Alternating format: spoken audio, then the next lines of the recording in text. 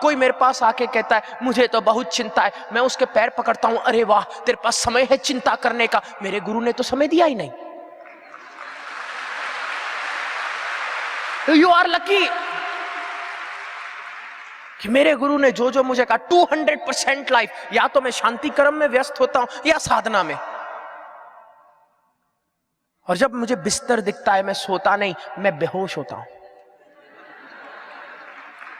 तब ऐसा नहीं कि आहा नींद आए ना आए। और कभी कभार तो साधना करते करते करते करते न जाने कौन से चक्कर पे पहुंच के मैं वाह, और फिर मैं कहता हूं ठीक है बाकी की भगवती आप देख लेना, आज बाबा जी ने कर्म थोड़ा ज्यादा कराया। क्यों? क्योंकि देर से चाहे कितना भी सो कितना भी कर्म हो, बाबा जी ने मुझे ये सिखाया, रात को लेट सो पहली गलती, सुबह लेट उठो दूसरी गलती, तो दूसरी गलती कभी मत करना। मेरे अंदर वो आवाज जो कहती है उठो बहुत बहुत ताकतवर है। इसलिए आपको ये देखना है, साधना बहुत अच्छी बात, करो, लेकिन साथ ही साथ आचरण, आचरण भी बहुत कीमती। Spirituality is not a substitute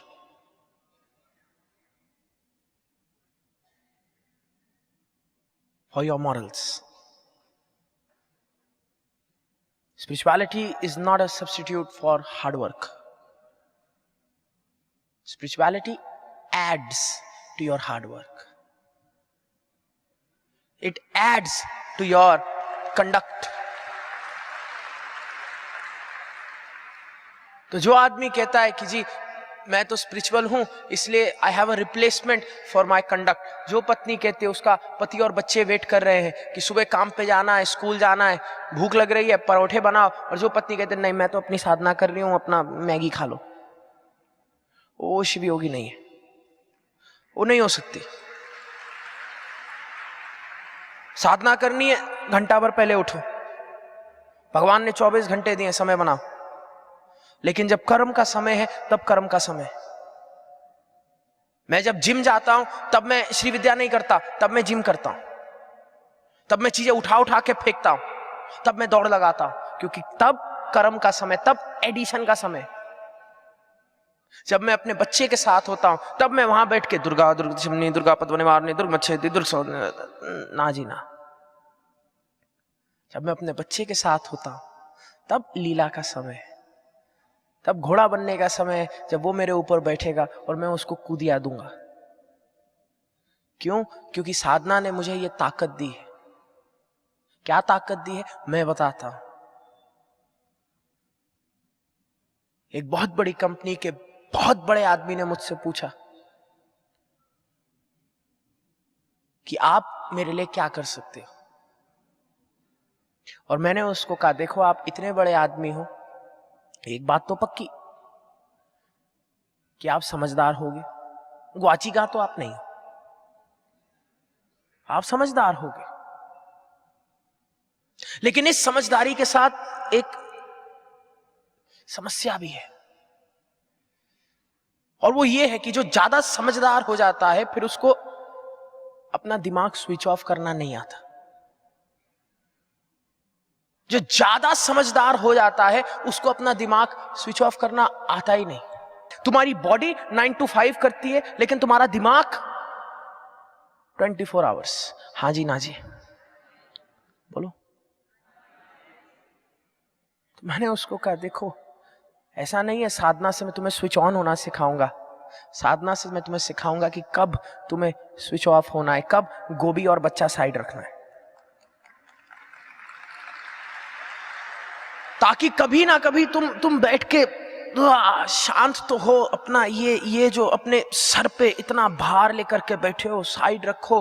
तुम्हारा एक बच्चा भी है, थोड़ा इंजॉय तो करो। तुम्हारी एक पत्नी है, थोड़ा सुख तो लो।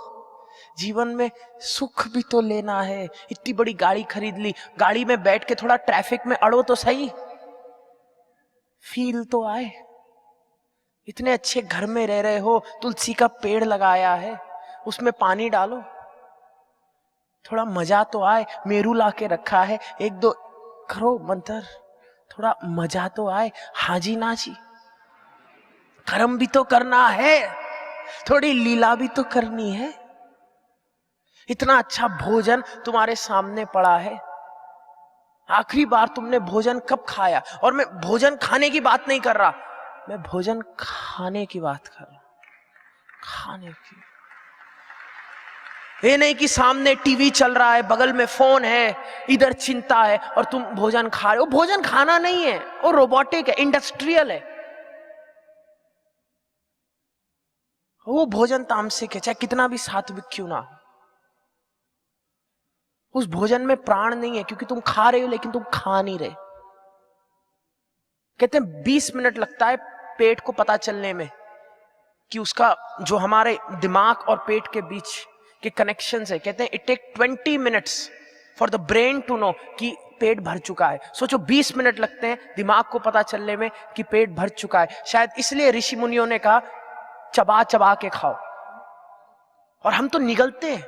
और इसलिए सिर्फ हमारे दो ही स्टेट्स हैं, एक जब हम भूखे हैं, दूसरा जब हम अजगर की तरह ठुसे हुए हैं। क्योंकि उस 20 मिनट में हम और खा जाते हैं, और फिर खाने के बाद हमारा बस यही हाल है कि एक मंजी दो और उस मंजी पे हम लेट के सो जाए, बस अब कोई हमें उठा के ले जाए। When was the last time we were mindful, aware? When was the last time, आखिरी बार कब तुमने सही मायने में अपने पुत्र और पुत्री से गले मिले थे? ये नहीं गले मिले थे कि नेक्स्ट, इंडस्ट्रियल लेवल नहीं, असली वाला। जब तुमने उनके सर पे अपनी उंगलियां फेरी थी, जब तुमने महसूस किया था उनको। When was the last time जब तुमने अपनी पत्नी की आंखों में आंखें सच में जब प्रेम आ रहा हो कि हाँ ये मेरा बेटर हाफ है, इसके साथ मैंने शादी की, इसके साथ मैं जुड़ा। आखिरी बार कब तुमने उसको देख के मुस्कुराए? आखिरी बार कब तुम्हारे हृदय से आवाज आई कि हाँ मैं तुम्हारे साथ खुश हूं? किसी ने मुझसे पूछा कि परिवार को सबसे खूबसूरत तोहफा तुम क्या दे सकते हो? और मैंने कहा सिर्फ एक ही चीज है जो तुम अपने परिवार को दे सकते हो, सही मायने में जो उनका भला करेगी, और वो चीज है अनडिवाइडेड अटेंशन। Undivided attention. और ये चीज बहुत महंगी है, और अगर शिवयोगी हो तो तुम्हें देनी पड़ेगी। बोलो, दे सकते हो? साधना अपनी जगह है।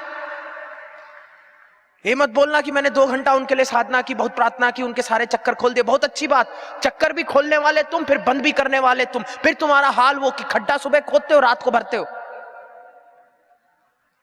साधना करो,